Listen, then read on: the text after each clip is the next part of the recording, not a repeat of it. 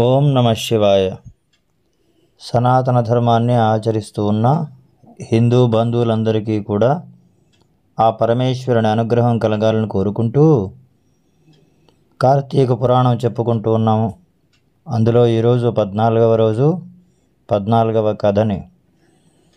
ఈ 14వ రోజులో ప్రత్యేకంగా కథ ఏమీ లేదు. కాకపోతే కార్తీక మాసంలో ఆ యొక్క కార్తీక వ్రతంలో ఆచరించవలసినటువంటి నియమనిష్టలు, ఆ కార్తీక వ్రతం ఏ విధంగా ఆచరించాలి, ఆ రోజు ఏ ఏ దానములు చేయాలి, ఏ ఏ పనులు చేయాలి, ఏ ఏ పనులు చేయకూడదు, ఇది అంతయి కూడా ఒక కథగా ఉంటుంది. ఈ 14వ రోజులో కార్తీక మాసంలో కార్తీక వ్రతాన్ని ఆచరించలేని వారు వృషోత్సర్గము చేయడం వలన అదే ఫలితం ఉంటుంది. అసలు ఈ వృషోత్సర్గము అంటే ఏంటి? వృషోత్సర్గము అంటే దూడను అచ్చువేసి ఆంబోతుగా వదలడం. అది ఇక ఆ ఊళ్ళో స్వేచ్ఛగా సంచరిస్తూ ఉంటుంది.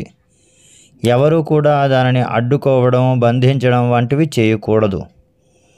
కార్తీక పౌర్ణమి రోజున వృషోత్సర్గము చేయడం వలన అనేక పాపాలు కూడా నశిస్తాయి.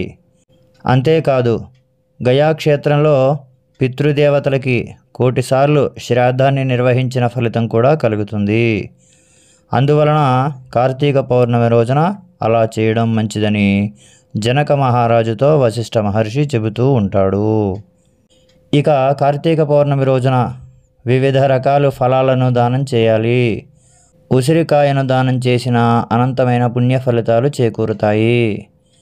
కార్తీకంలో ఉసిరికాయ విరివిగా దొరుకుతాయి గనుక ఉసిరికాయను దానం చేసే అవకాశాన్ని ఎలాంటి పరిస్థితుల్లోనూ వదులుకోకూడదు అని చెబుతారు. ఇక ఈ మాసంలో శివలింగం దానం చేయవచ్చును. శివలింగం దానం చేయడం వలన అనేక జన్మలుగా వెంటాడుతూ ఉన్న పాపాలు పటాపంచలవుతాయి. అనేక దోషాలు తొలగిపోతాయి. అందువలన శివలింగం దానం చేయాలి. కార్తీక మాసంలో సాధ్యమైనంత వరకు ఇతరుల ఇళ్లల్లో భోజనం చేయకపోవడమే మంచిది. శ్రాద్ధములకు భోక్తగా వెళ్ళడము, నువ్వుల దానం పట్టడం వంటివి చేయకూడదు.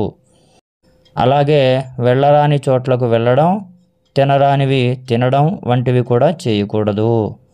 ఆచారం పాటించని వారి ఇంట, అపరిశుభ్రంగా ఉండేవారి ఇంట ఆహారము తీసుకోకూడదు. ఇక ఏకాదశి రోజున 2 పూటలా భోజనము చేయకూడదు. ముఖ్యముగా కంచు పాత్రలో భోజనం చేయకూడదు. ఈ మాసంలో సాధ్యమైనంత వరకు నదీ స్నానమే చేయాలి. అందుకు కుదరలేనప్పుడు చెరువుల్లో, కాలువల్లో స్నానం చేయవచ్చును.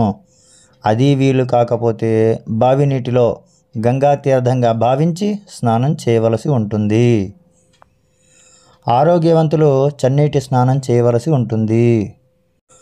ఆరోగ్యంగా ఉండి కూడా వేడి నీటితో స్నానం చేయడం వలన కళ్ళుతో స్నానం చేసినటువంటి ఫలితం కలుగుతుంది. ఉదయం వేళలోనూ సాయంత్రం వేళలోనూ దైవారాధన మరవకుండా చేయాలి. పగటి నిద్రకు దూరంగా ఉంటూ శివకేశవులను ఆరాధించాలి. కార్తీక శుద్ధ చతుర్థి రోజున బ్రాహ్మణులకు భోజనం పెట్టడం వలన పితృదేవతలు సంతృప్తి చెందుతారు. కార్తీక మాసంలో ఈ విధి విధానాలు పాటించడం వలన సమస్త పాపాలు ధ్వంసమవుతాయి, ఉత్తమ గతులు కలుగుతాయి అని వశిష్ఠుడు జనక మహారాజుతో చెప్పాడు. ఓం స్వస్తి.